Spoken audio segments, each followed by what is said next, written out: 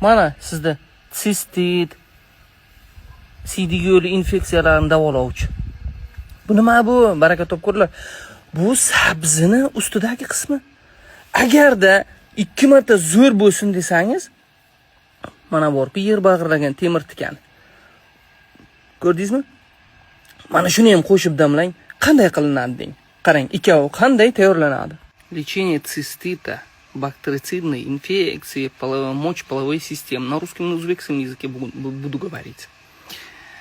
Вам понятно, если возьмете, 1-2 столовые ложку измельченную, свежую, да хоть свежую ботву моркови, если добавите на это якорцы стелющиеся, смотрите, якорцы стелющиеся, это тоже 1-2 столовые ложки.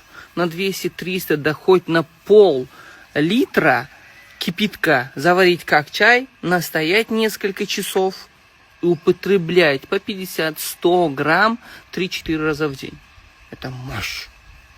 Противопоказано беременным. Вам понятно? Endi o'zbek tilida gapiraman. Теперь на узбекском языке.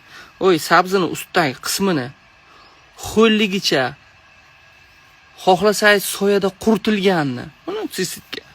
Temir tikan bor-ku, chaqish tikan deydi yana. O'sha ikkovini qo'shib damlab iching. Ikkovidan bir siqim oling, 200-300 grammga damlang. Shuni kun davomida iching, ozroqgina asal solishingiz mumkin. Hop deng.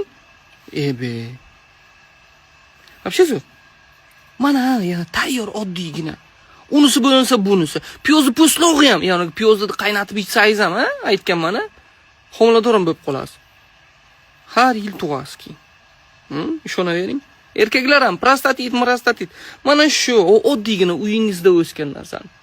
Hozir yana bitta narsani ko'rsataman keyingi videoda.